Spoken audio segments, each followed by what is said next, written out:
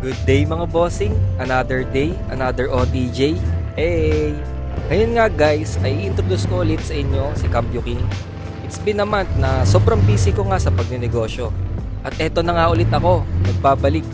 Sa lahat nga na nanonood ngayon, sana naman mga boss mag-subscribe kayo dito sa YouTube channel ko para mas mabigyan ko pa kayo ng malulupit at magaganda pang mga contents.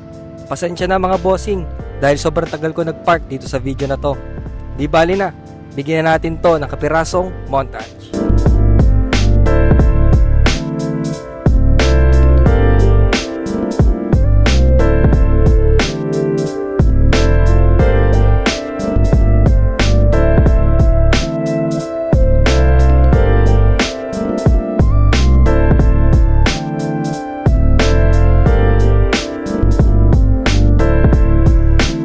Ayan na nga guys, so start na natin i-vlog si Cambio King. So sa mga hindi nga pala guys nakakaalam, nandito nga pala tayo sa Mount Malarayat Country Club. Ito na nga, so start na nga tayo guys.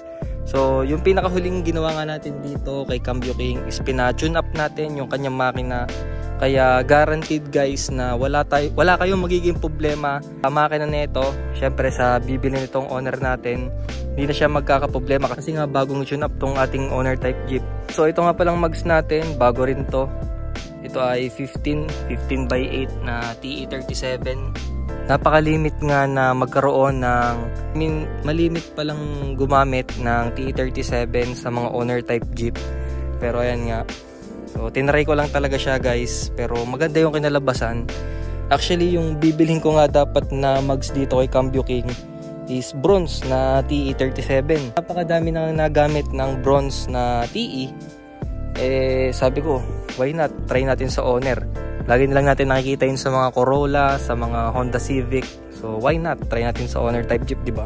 So maganda naman yung kinalabasan ng ating mugs. Ito na lang yung available. So on the spot, nandun ako sa bilihan ng mga mugs. So sabi ko, ito na lang, sige, akin na to. Baka kasi maunahan pa ako ng iba kasi nag-iisa na lang talaga tong design na to. Pasensya na guys kasi nga napakaulan dito sa Batangas. Yan, maputik pa siya. Pero madali naman yung linisan. Meron pa pala guys, yung kanyang preno, syempre kailangan natin yung preno.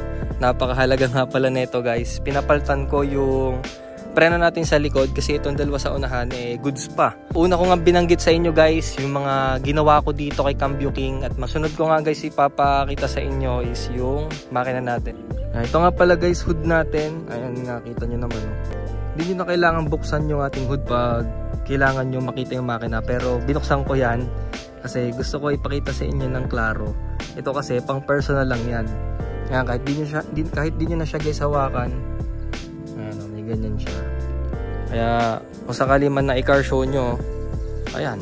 At isa pa nga pala guys, itong fender natin pwede nyo siyang kalasin. Ayan, nandiyan yung mga ano nya, pwedeng makalasin mga boss.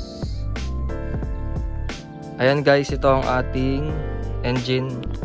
Ayan, 4K engine nga pala to mga boss. Sobrang tipid din ito sa gas. Siguro mga nagpunta ako ng Batangas City, ilang kilometers yung balikan, siguro mga 50. Total na 50 kilometers balikan. Gas ko is nasa 500 at may tira pa yon. So full tank method tayo dito sa paggamit ko dito kay Cambio King kasi wala siyang fuel gauge. Okay lang yan guys. So kapag gagamitin nyo nga yung owner nyo, huwag nyo kakalimutan lagi mag-gas kasi nga full tank method tayo lagi. Modified nga pala guys yung ating intake. Ayan, kitang-kita nyo naman. So HKS. Wow, naka HKS ang ating owner. Pero yun lang yung HKS. Tapos ito yung radiator nya. Yan. So sa mga makakabili nga pala nito guys, pwede nyo pa siyang palagyan dito ng fan kung gusto nyo. So kayo na lang magpalagay. Yan lang yung engine natin mga boss. Simple lang. So ulitin ko lang dito sa panlabas natin. So ito nga palang ating owner type Jeep is pure stainless. Stainless siya lahat guys. Wala kayong makikita dito na galvanized. Yan, kahit yung tailgate natin. Ay, munti ko makalimutan guys. Naka grade ano tayo dito. Naka HKS muffler tayo dyan. So paparinig ko nga pala sa inyo guys ang ating tambutso.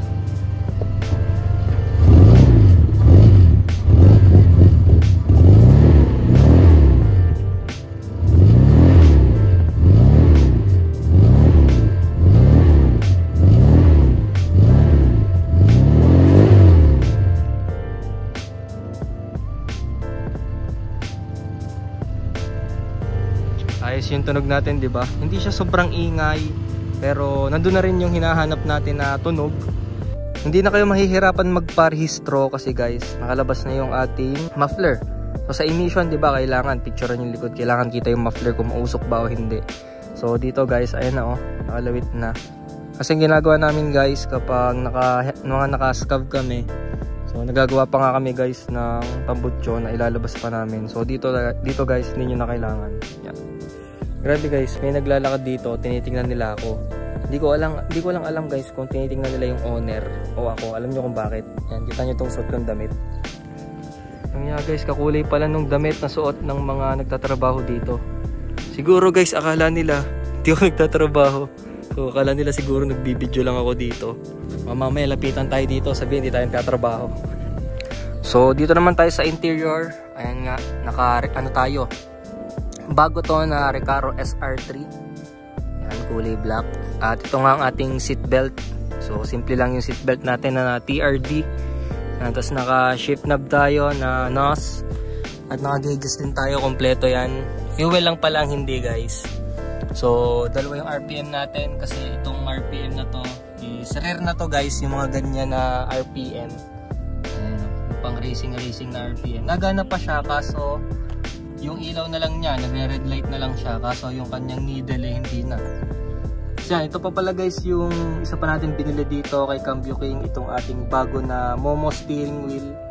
Yan, so replica lang to pero maganda naman guys tingnan dito sa ating owner, napakalinis. So ulitin ko lang guys hindi natatanggal yung ating cambio, okay na yung cambio natin. Ang natatanggal na lang dito guys ito. Yan, ito na lang yung natatanggal sa atin. So naka-quick release to mga boss. Yan. Na-flex ko lang yung aking Rolex na peke. Tapos guys, naka-handbrake na nga pala tayo, hindi na kayo mamomblema. Pag nagbubuo kasi kami guys, hindi siya kasama sa kasi mahirap guys yung pyesa ng handbrake, kaya hindi talaga kami nakakapag-provide nito sa mga owner natin. Yung client na lang namin yung pinaghahanap namin at kami na lang yung magkakabit. Yun naman lagi sinasabi ko sa kanila. Yun lang yung nasa loob ng ating owner type Jeep. At meron pa nga pala guys, may pahabol pa. Ayan, hindi ko nakukunin na yan. Inyo na yung fire extinguisher.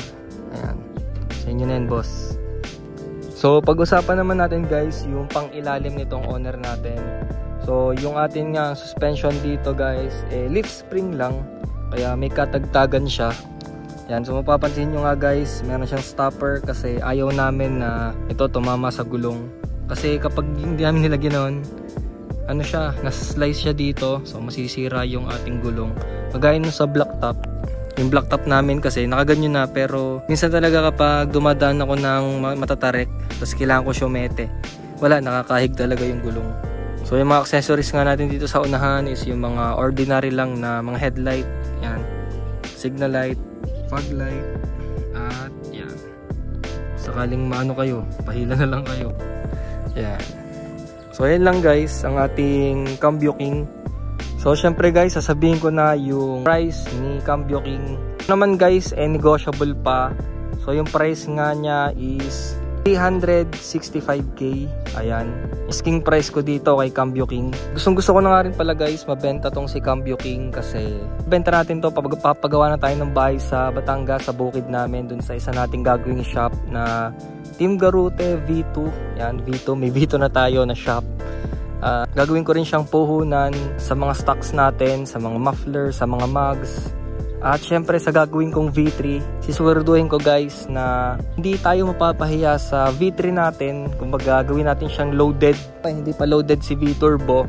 So gusto kong bumawi sa V3 natin, gagawin natin siyang loaded na 4AG silver top. Yon. So sinabi ko na kagad, pero hindi ko pa naman gagawin, matagal pa yung pagbebenta pa natin tong si Cambio King. Yun naman guys, negotiable pa. So negotiable pa siya upon viewing, kaya puntahan nyo muna to guys bago kayo tumawad.